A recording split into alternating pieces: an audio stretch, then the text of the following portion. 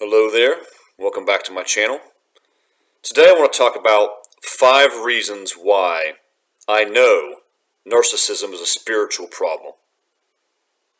It definitely is. See, a lot of people that deal with narcissism, even if they've been through narcissistic abuse and they realize how absolutely dreadful it is, they don't think there's a spiritual element involved. They just don't see it, or they don't want to see it.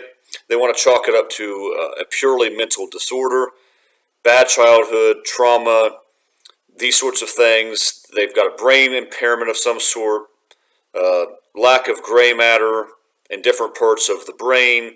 There's all sorts of different psychological reasons and even medical reasons why people think that narcissism is purely a mental disorder. But when you really get into the inner workings of these people, it's pretty obvious, if you have spiritual eyes, to see that there's a lot more to it than this. So 5 reasons why I know narcissism is a spiritual problem. I would even say a spiritual disorder that manifests itself mentally and physically and all sorts of other ways. So the first one is when the narcissist comes. The narcissist comes into your life, and this is not always, none of these 5 things, they're not certainties, they're not absolutes, it's not 100% of the time. Almost nothing in life is, but these are very, very common things about the narcissist. Very common. So again, number 1, when they come. They enter your life typically when you are very vulnerable somehow, some way. You maybe just exited a really rough relationship. Maybe you exited a divorce and you were still trying to put Humpty Dumpty back together after that. Maybe you went through some sort of really serious physical illness where you were sick. Maybe it was something you had to have surgery from. Maybe you were trying to recover. Hip replacement, knee replacement, heart attack. Who knows what it was? Maybe you went through 5 or 6 months where you couldn't sleep, and maybe you had a severe vitamin deficiency and you couldn't sleep for 5 days straight before. Maybe something like that. And the narcissist will often come when you are really vulnerable. It may not be physical, totally mental maybe. You're just very lonely.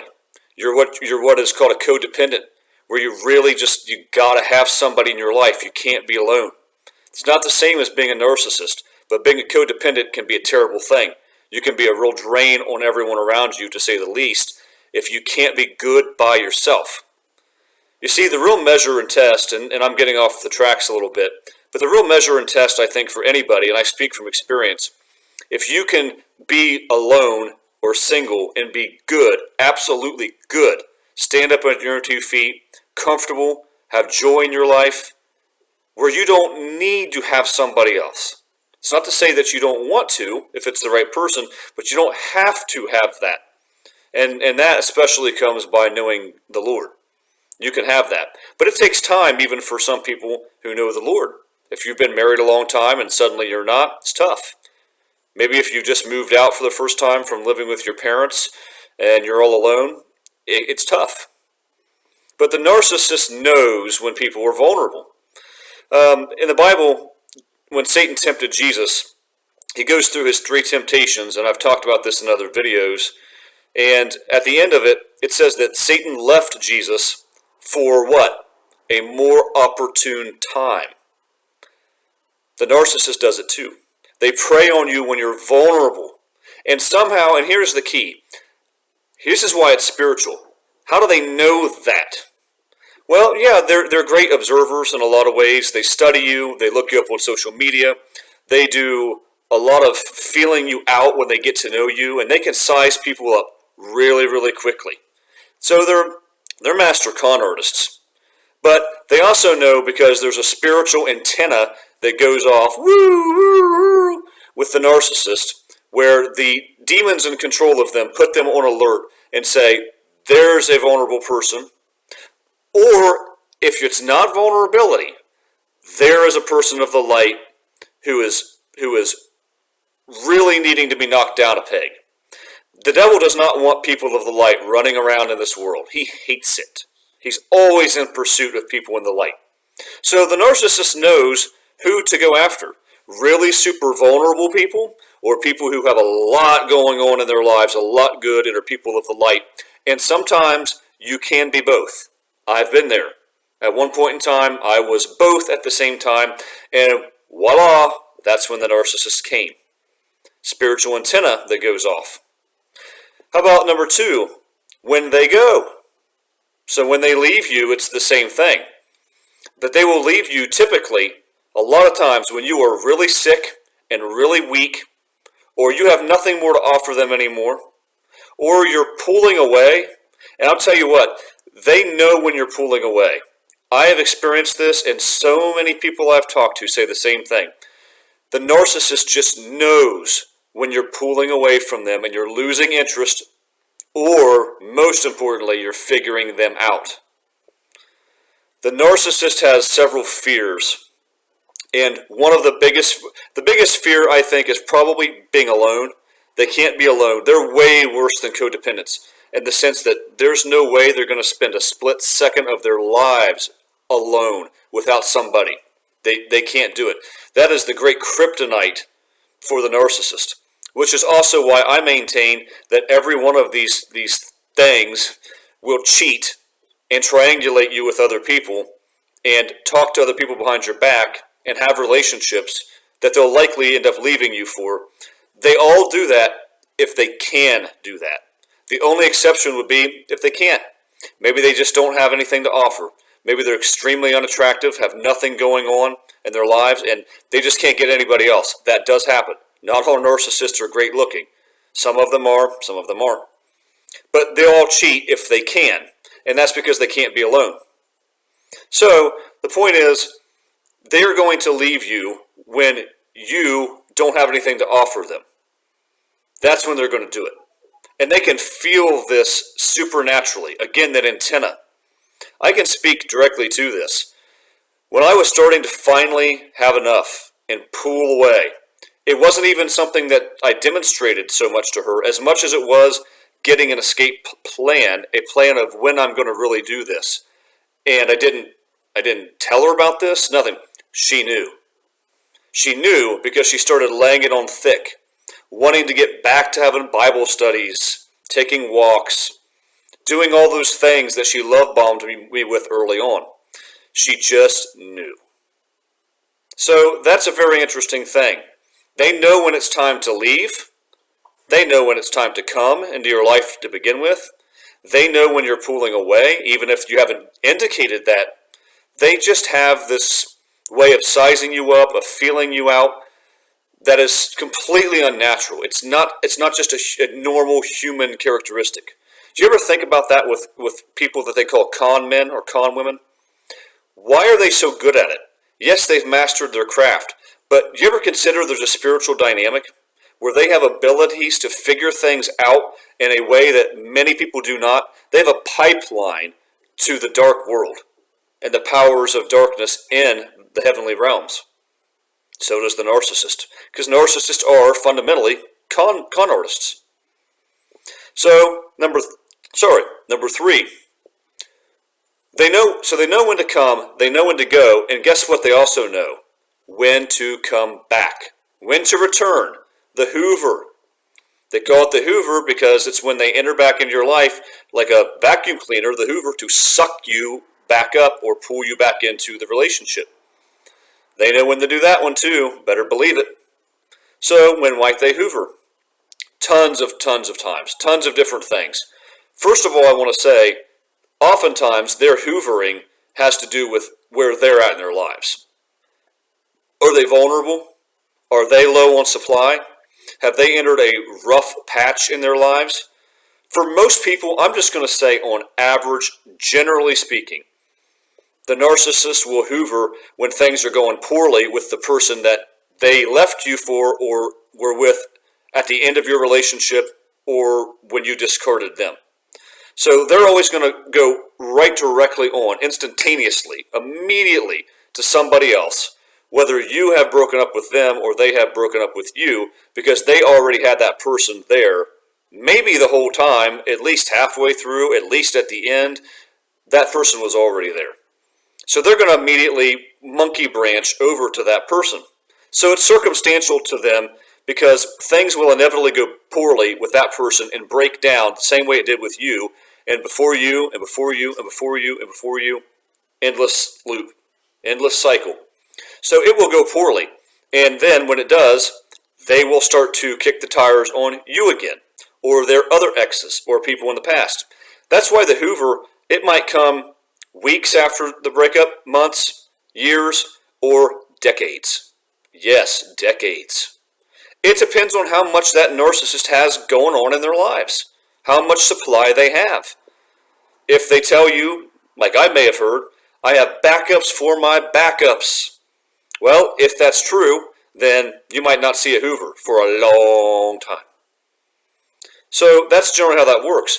But another way that it works is they know when you are getting better and when you're healing and when you have maybe really healed and maybe really gotten over them, moved on with your life, maybe you have somebody else. And boy, do they hate that. They hate when you have somebody else because they can't stand to see somebody doing better than them. They're jealous. They're envious. They can't stand to see somebody doing anything well. They want to steal everybody's light. They want to be the only people doing well in their lives, even though they're never doing well in their lives. And I mean never.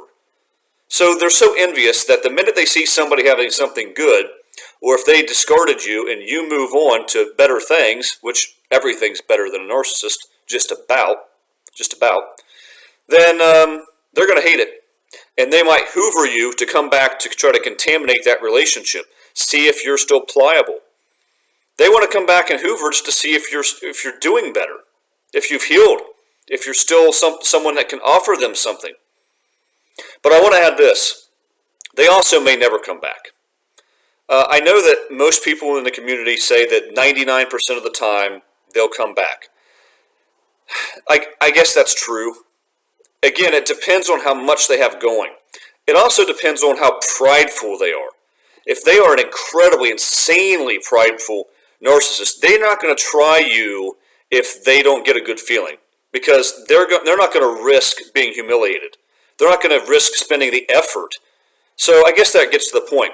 If you don't get a Hoover ever, it's probably because you figured them out. They know that you figured them out. They know you're completely untouchable, and you will not begin to even consider letting them back into their lives. If that is the case, they will probably not Hoover you. That said, they still might. Who can figure these people out? So anyway, the point is they Hoover you when they know it's time. And their little spidey senses, their demonic alert system goes off and says, that person's ready. Check back on him. Check back on her. They're ready to go. They're ripe. So they come at an opportune time. They go at an opportune time.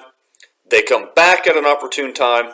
Because, again, their little senses just fly off when it's time to do it. They can't know this on your own. There's no way they can. What if you blocked them? Numbers blocked. Social media is blocked. You don't live near them. What if everything is blocked off to them? How then do they know when to come back? Because it's spiritual. There's a spiritual battle going on here. People of the light are alerted to things because God has shown them, and people of the darkness have this pipeline to the darkness. And these evil minions, demonic powers, are circling and traveling the globe, sizing people up and relaying that information back to the narcissist. Number 4, big one, the trauma bond. The trauma bond is what develops through that toxic push-pull pattern where they love bomb you, then they devalue you, then they breadcrumb you, devalue, breadcrumb, devalue, over and over and over. And you get stuck in the middle, just being pelted. Well, that creates this thing they call the trauma bond, where you are so attached to that narcissist that you can't even describe it. It's a traumatic bond that you have with them. But what it really is, it's a spell. It's called the narcissistic spell. And the reason I say this is supernatural, or spiritual rather, is because it feels like nothing you've ever experienced in your life. If you have not gone through it in a romantic relationship, because I really think that the trauma bond it's present in parent-child relationships and maybe some other ones, but it's so strong and prevalent in the romantic relationship because that's where you just get the most abuse, just beaten back and forth, and you develop intimate romantic connections with that person. So the narcissistic spell or the trauma bond is where this is really most prevalent. It's spiritual because you feel different. You can't explain it. If you've been through a breakup with a normal person, maybe you were together a long time and you finally broke up, you're going to hurt. It's going to be hard. It's going to be painful. But you're not going to have to go off and do massive, massive mental healing. People have to go to therapy for a long time sometimes. If you can go see the great therapist, which is Christ, that's what will fix it faster than anything. But if you have to go see a human therapist, no shame in that. That's great if you think it helps you. But you have to go heal from the relationship because you feel an addiction. You feel this completely unnatural yearning for this person. It's unparalleled in any other relationship. I would sit here and describe it in more detail, but it's almost impossible to. If you've been through it, you understand. You nick for this person. You itch and thirst for them. They're the only ones in the world. They're the only thing in the world you feel like that can soothe you. Yes, your abuser is the only thing that can soothe you. And that trauma bond or that narcissistic spell takes time to heal. It's not in the snap of a finger. If anybody tells you, you can break the trauma bond in 2 months, 6 weeks, 3... No. Lying through their teeth. It's different for everybody. It depends on how much work you put in. What your connection is to God. How much you have to see the person or not see the person. There's a lot of factors. But it takes a lot of work to dig yourself out of the narcissistic spell. And it feels so different because it is different. Because what it really is a spiritual bond that you have with that person.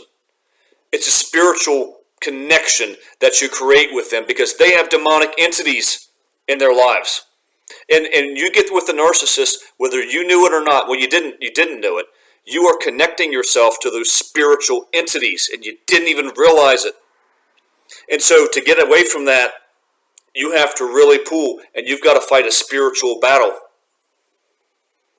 The narcissistic spell or the trauma bond, oh yeah, spiritual in nature, totally. Number 5, this is maybe the biggest one, and I've talked about this on other videos a lot, but here's the reason why I am most sure that narcissism is a spiritual problem. They all use the same playbook. Just think for a second.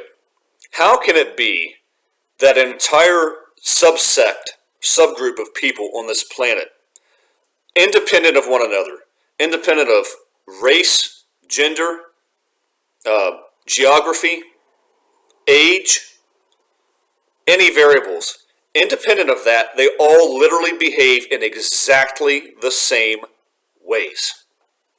How would that be possible? Can you explain that because there's a mental impairment? Because of a mental impairment, everyone behaves identically? No, it's not how that works. Mental impairments don't make everyone behave identically. Well, narcissists do. And I have a video that's called the Narcissist Playbook. So look that one up.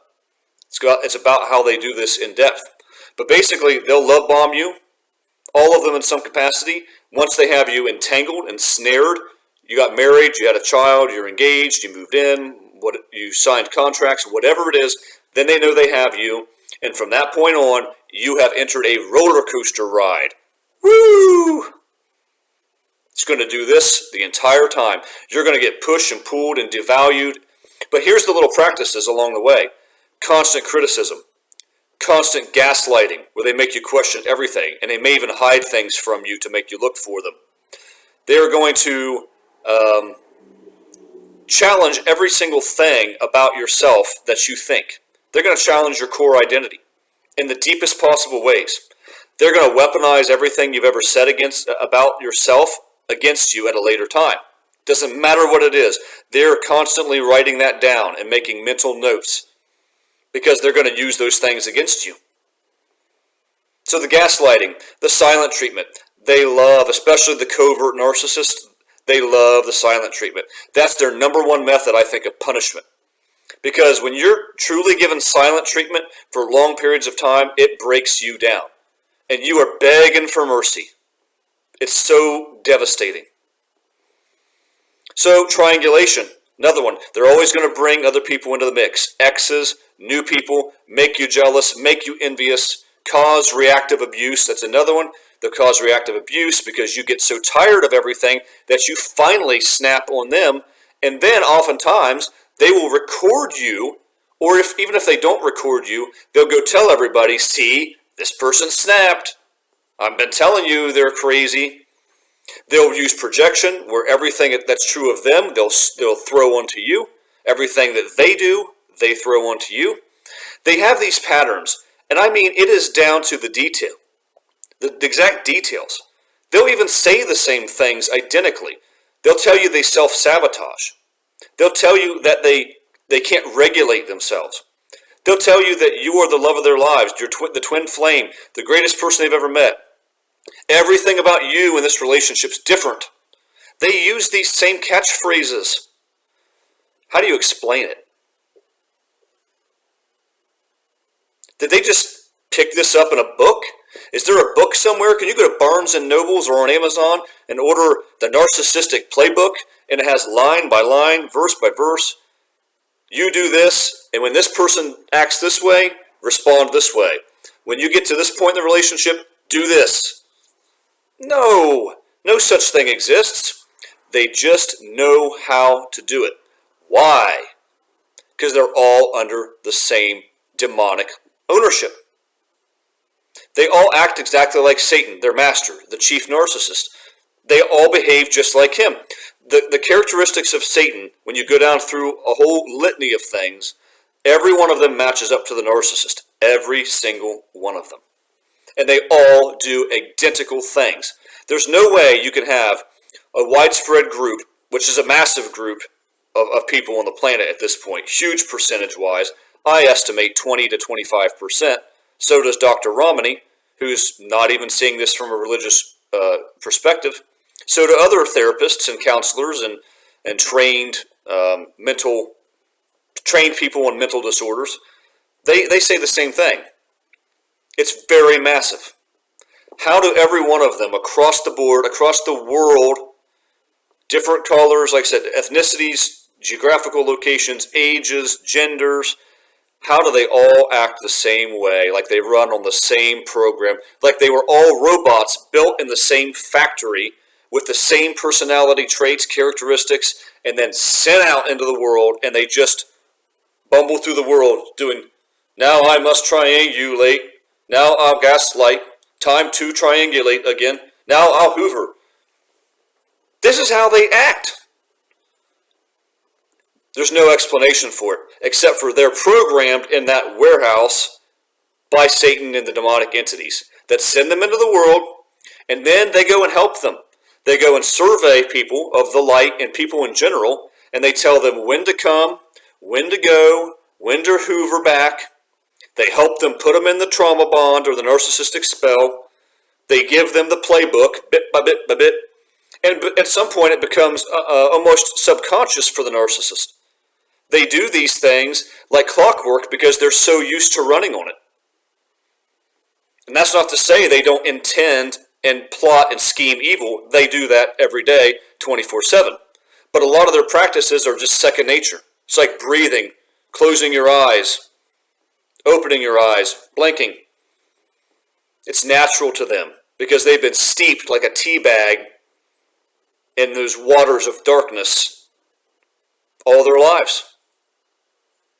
So there you go, guys. There's 5 reasons why I know narcissism is a spiritual disorder, and you better start treating it that way. You better get with the program and understand what you're dealing with, because if you think it's just a mental impairment and a mental disorder, you're missing the boat. When they come, when they go, when they hoover, the narcissistic spell or the trauma bond, and the playbook. 5 reasons why I know it's a spiritual problem. Narcissism is a spiritual disorder. So guys, that's food for thought. I hope that it's interesting to you. As always, I thank you for watching, and if you want to leave comments just to help the community and help everybody to see what you have experienced, that's pretty awesome too. So again, I hope this was helpful. I'll be back with another one here soon, and until then, God bless.